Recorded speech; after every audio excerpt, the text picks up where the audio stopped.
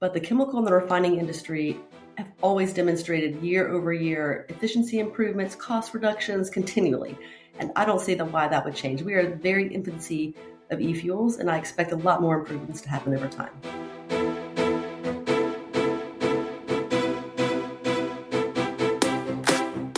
Welcome to Sustainability in the Air, the world's first podcast dedicated to sustainable aviation. I'm your host, Shashank Nigam, the CEO of Simplifying. Every Thursday, I have important conversations with top aviation executives, technology entrepreneurs, and policymakers helping aviation take climate action. Conversations that help separate the signal from the noise.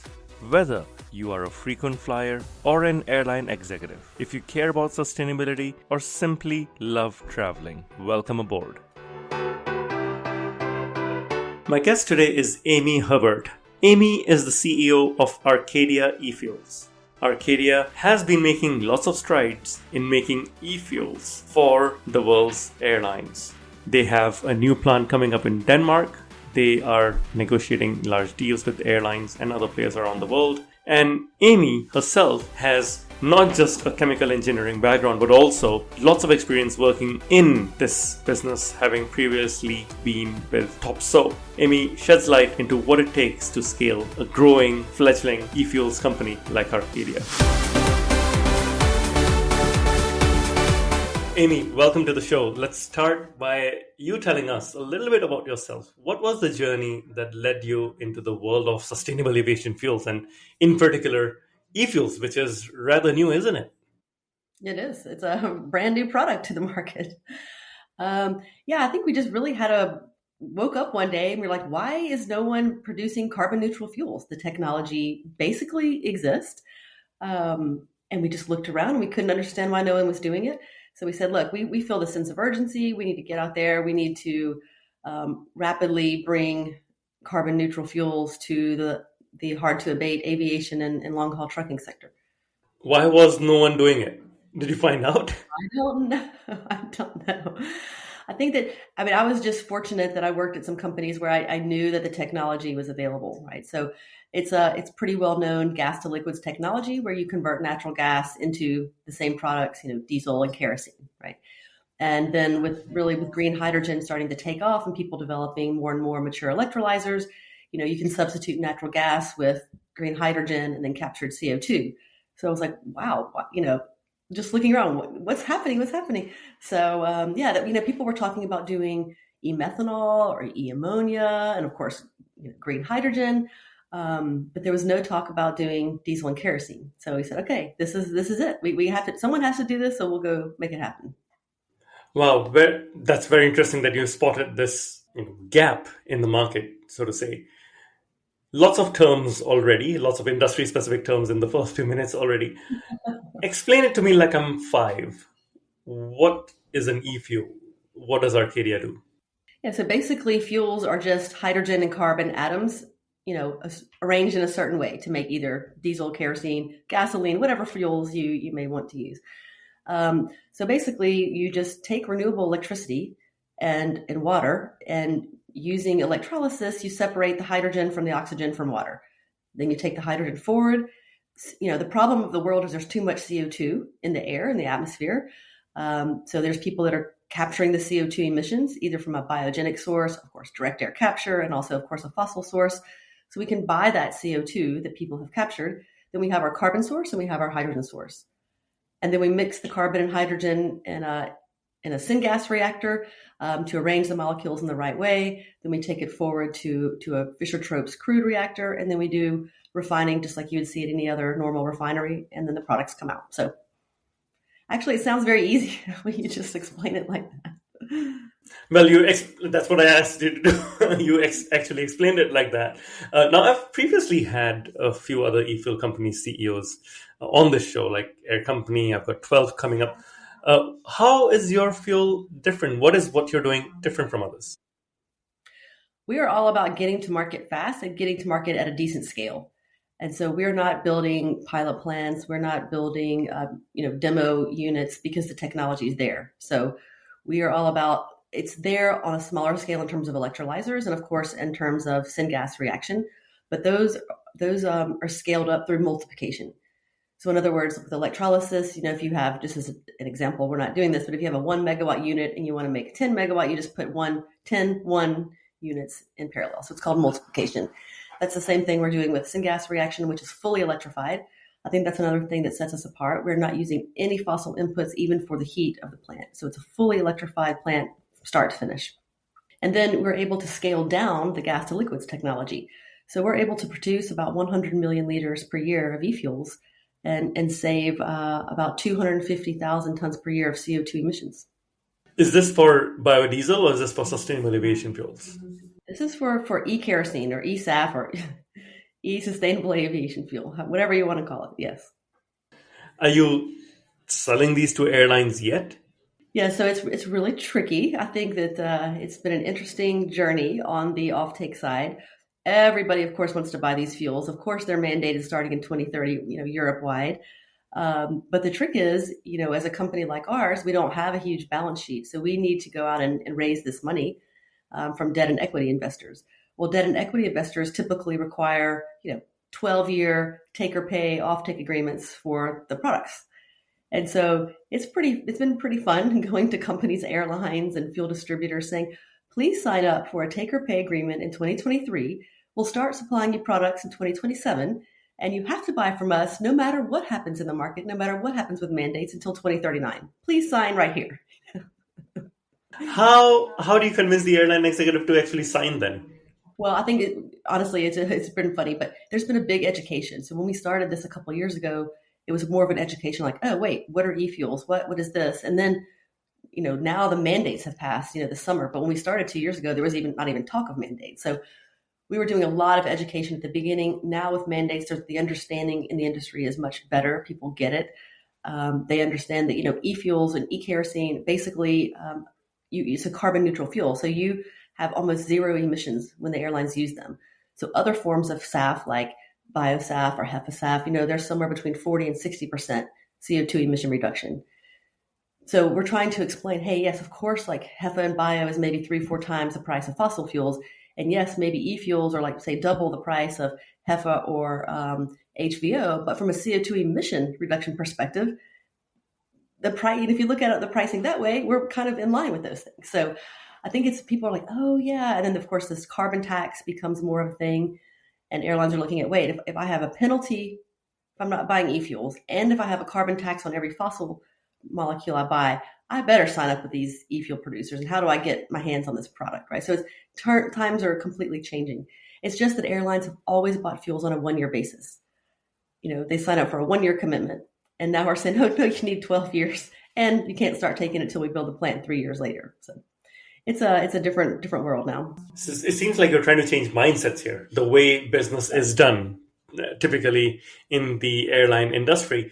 I recently was speaking with an airline's head of sustainability, and she is from Europe, and she says she was bemoaning the fact that, in the US, because of IRA, airlines can get their SAF so cheap, it's almost at par with Jet A, whereas in Europe and other parts of the world, it's not the case. Do you think price parity can be achieved? Will it be achieved? How long will it take? I'm not sure price parity will be achieved. If you strip out taxes and incentives, I'm not sure price parity will be achieved, at least not in the next 15 years, right? That's kind of our horizon. So, but I don't think we should be thinking about it that way because we cannot afford to continue to fly on fossil fuels. We cannot. So the alternatives either stop flying, which we do not advocate. We believe that the world should be connected and people should travel and experience new things. So then the option is, okay, how do we decarbonize aviation? A drop-in fuel like eSAF is the best. Just no new infrastructure, no new engine development. Let's put the money there to, the fuel here. I think, long-term hydrogen airplanes or, very short-haul electric airplanes, that can fill some gap, but that's a long way away. Now, I'll totally applaud people working on that now because if you don't work on it now, we'll never get there. So that's fantastic. But again, we're not going to be seeing those in a broad way anytime soon. I think, from the U.S. perspective, it is fantastic with the IRA. It really helps a lot. $3 a kilogram green hydrogen credit is significant. We're still waiting on the final rules and how you qualify. Hopefully those will be coming out in November. So we're anxiously awaiting those. But I have a feeling they'll be they'll be achievable and fair. So that's fantastic. And Europe it's just frustrating. And this is why I think when we go out to our customers, we can't quote a price now that has incentives built in for Europe. Now, we may apply for incentives and incentives may come down the road, but we're asking someone to sign up now with no incentives. And that's tough. It's tough for everyone. Well, incentives or not incentives, you must be aware that Lufthansa CEO Carsten Spohr recently said that using eFuels for Lufthansa would use up half of Germany's, the country's electricity supply. How do you respond to a claim like that eFuels are far too resource intensive? Yeah, I think that's really interesting because, I look back at when the first computer was ever built, right? It took up a whole building and could do one thing, right? And people didn't say, oh, yeah, we should never develop computers because, no one will be able to use them. No, people said, hey, let's get in here. Let's make this happen. And, look where we are today with technology. I'm not suggesting we can get that kind of progress in eFuels, but for sure there'll be improvements made. I mean, let's take, the solar panel that was developed back in the early 2000s. It was clunky, it was heavy, wasn't very efficient. And now the solar panels are much, much more efficient. So even from just a wind and solar distribution area, those will continue to become more efficient, continue to produce more electricity. Then you go to the grid. Right now there's wind and solar being produced that can't be used. It's just being wasted because the grid can't handle the inputs. And so that's a shame, right? And then you have just the electrolyzers themselves. Okay, electrolyzers have been around 100 years making KOH, but for hydrogen, this is relatively new. They're not that efficient yet. They will be over time, right? Even this, new generation of SOEC is much more efficient than alkaline and PEM. It needs some time to scale up and mature, but it will. It absolutely will. And PEM and alkaline will continue to scale. So I really feel that, yes, probably, if you look at it on today's basis and where we are, of course, it doesn't really make sense if you think that there's never going to be any improvements. But the chemical and the refining industry have always demonstrated year over year efficiency improvements, cost reductions continually. And I don't see why that would change. We are at the very infancy of eFuels, and I expect a lot more improvements to happen over time.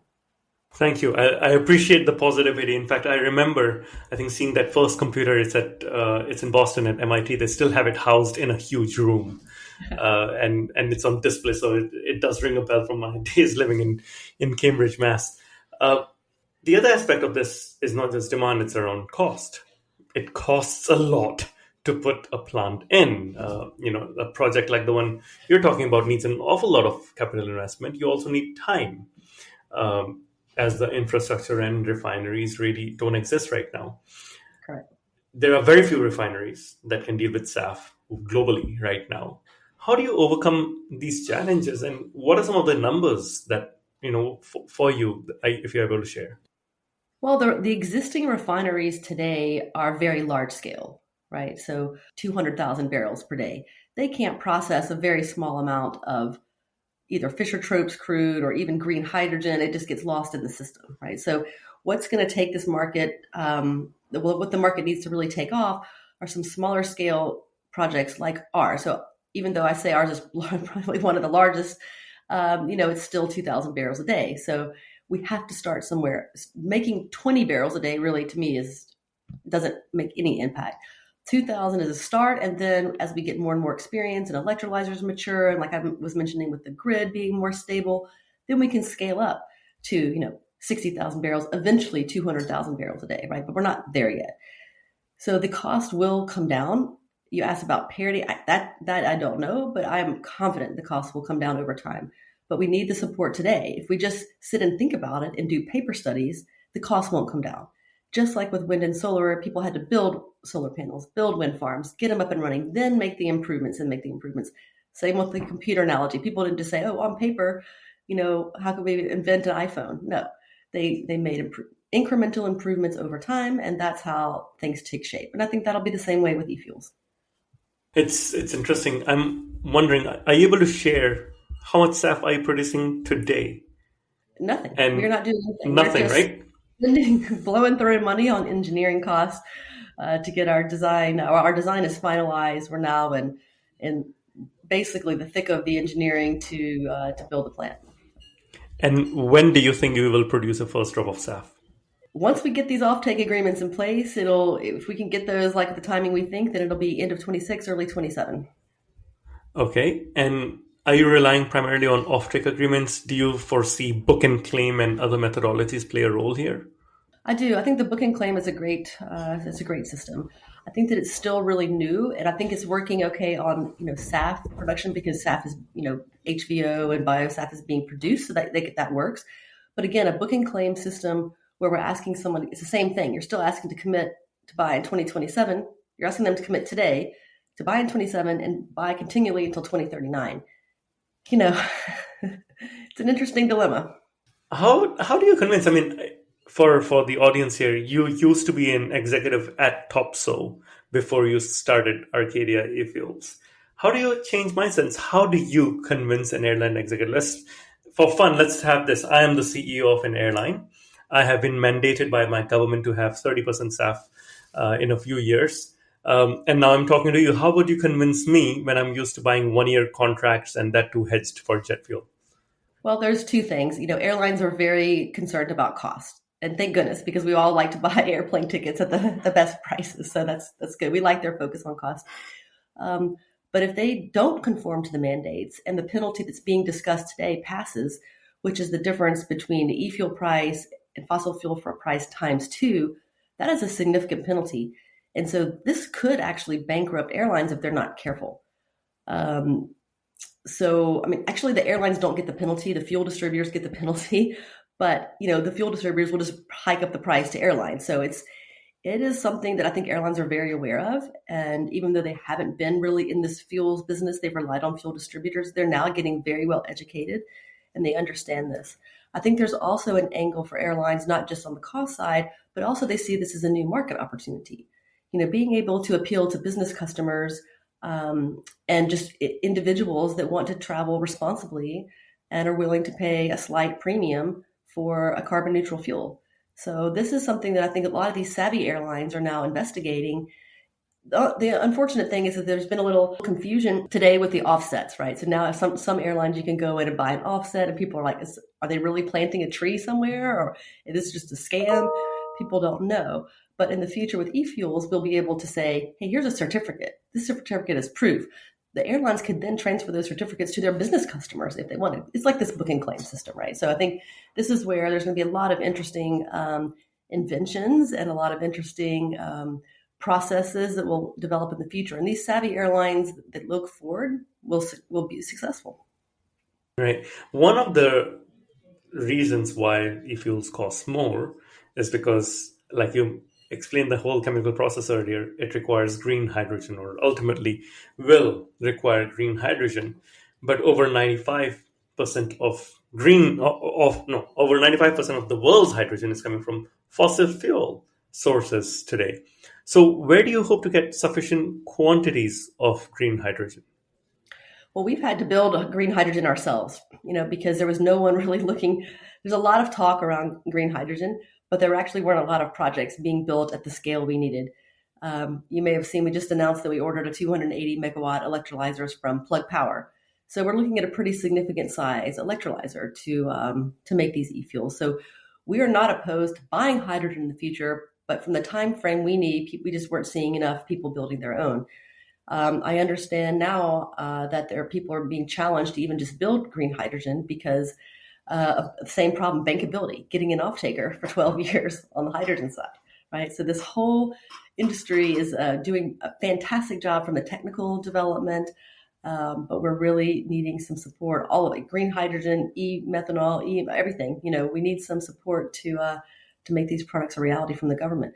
And the government's demonstrated this. They supported solar. Many of the European governments, especially Germany, right, supported wind and solar in the early 2000s. So this is not a new concept. And it doesn't go on forever. It just gets it off the ground. Exactly. You mentioned offtake agreements. Are you able to share with us who you are working with in terms of potential customers, both airlines and non-airlines?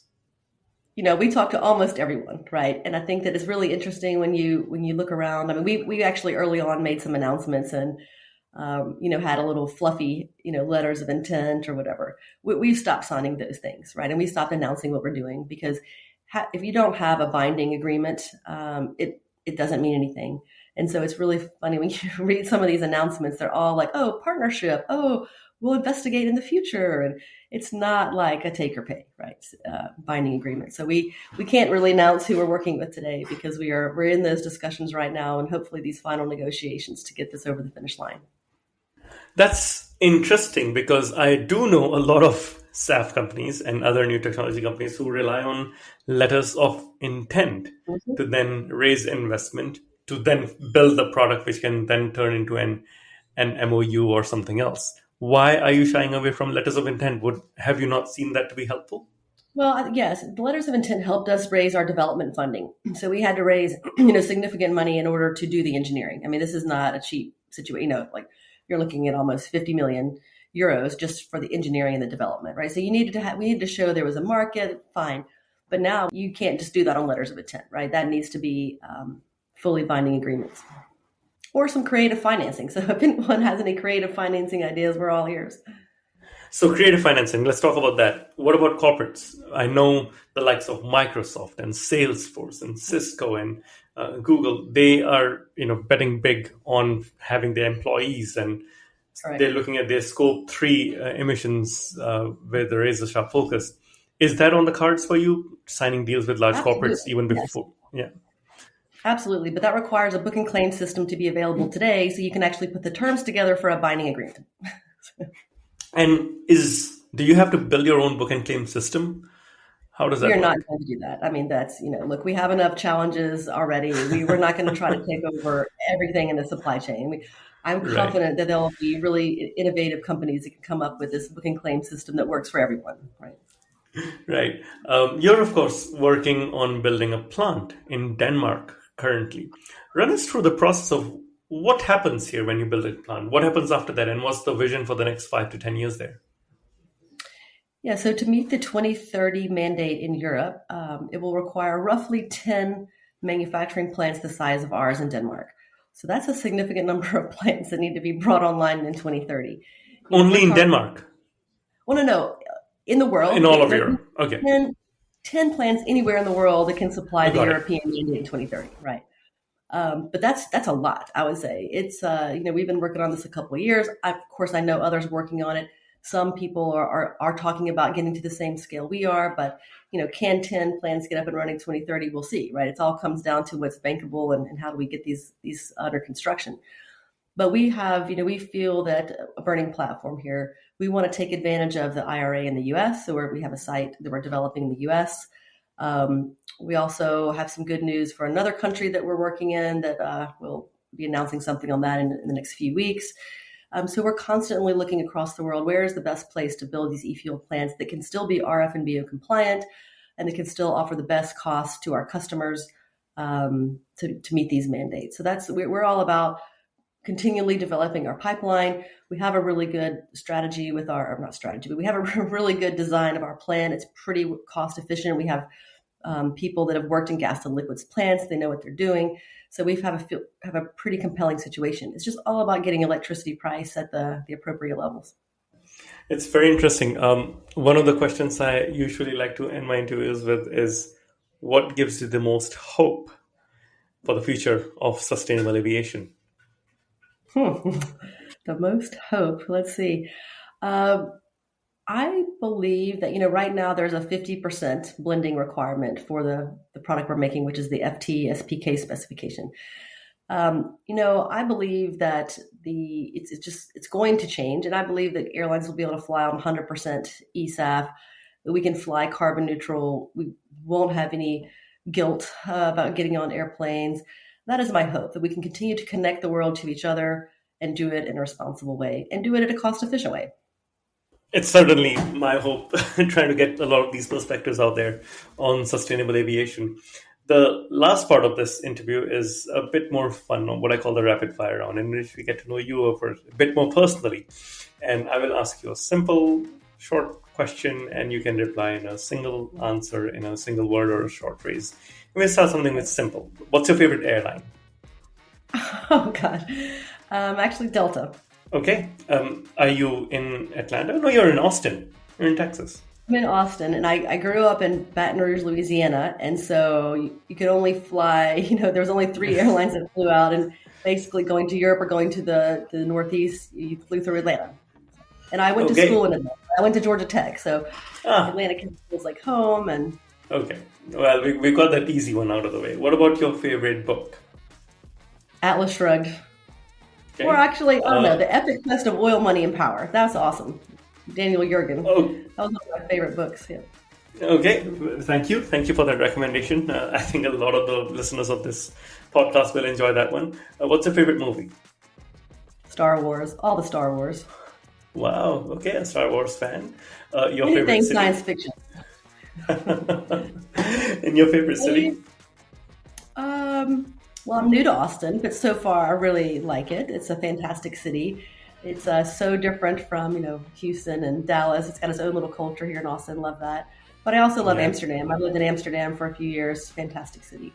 I don't know. These Wow. questions are hard because there's so many amazing cities, Tokyo and Seoul. And All right, we'll stick with Austin, your new home. What is something that you want to learn? always looking to learn new things. I would say if I could do anything and snap my fingers and have the knowledge, it would really be around electricity and just all the electrical pieces that go into this new world of wind and solar, electrolyzers, grids, transformers. Wow, Love to you know. are quite the geek, Amy. I hear about people trying to learn languages or music or dance. You are a true blue engineer. Georgia Tech would be proud for you being an alum. What do you do in your free time? Well, I have 4 children and now one granddaughter. So I spend a lot of time with family in my downtime, family and friends. Okay, the best advice you received. Oh, best advice I received is if you want a job, start doing the job. If you work in a company or even like this startup, if you wanted to see something happen, just go do it. Don't wait for someone to say, "Oh, would you like to go start an eFuels company?" Or would you Start like to it. be promoted to the next level in your corporation? No, you just start doing the job you want to do, and then it'll be yours. The best advice Okay.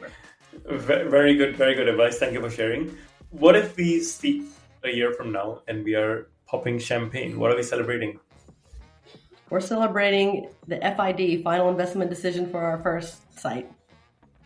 Okay, well, I do wish you all the best for that. And I have been seeing a lot of the traction you've been making, Denmark and elsewhere. And I'm hoping to soon fly on an airline that is carrying some e-fuel from Arcadia. You're on quite the journey, and I'm really excited for you, Amy. Thank you very much for sharing. Thank you so much. Appreciate it.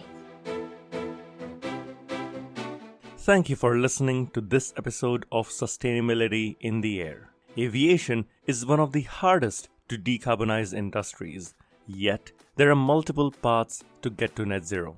Awareness is key to a green future. So please give us your support to help our sustainable aviation insights reach a wider audience. You can do this by sharing this episode on your network, on LinkedIn, Twitter, or even WhatsApp. Or perhaps you might consider leaving a review on Apple Podcasts, Spotify, or wherever you listen to this episode. You can start a conversation with us by writing to us at podcast@simpliflying, that's simply with an i.com. And for more content on sustainable aviation, please visit our website green.simplifying.com and join the movement. Sustainability in the Air is an original podcast by Simplifying. The show is produced by Juraj Toth in Slovakia. Dirk Singer is our Director of Sustainability, who leads research for each interviewee out of Greenwich, UK. Shubhadeep Pal is our Supervising Editor based out of Mumbai and Singapore. The articles are written by Ayushi Badola in Dehradun in India and Meera Hull in Montreal, Quebec. Creative design is led by Ligia Esteve in Montreal. Baiba Drimain is the project director for the show based out of Valencia, Spain. Special thanks to Wendy Sim in Singapore. And I'm Shashank Nigam, the CEO of Simplifying and your host. Please feel free to connect with me on LinkedIn.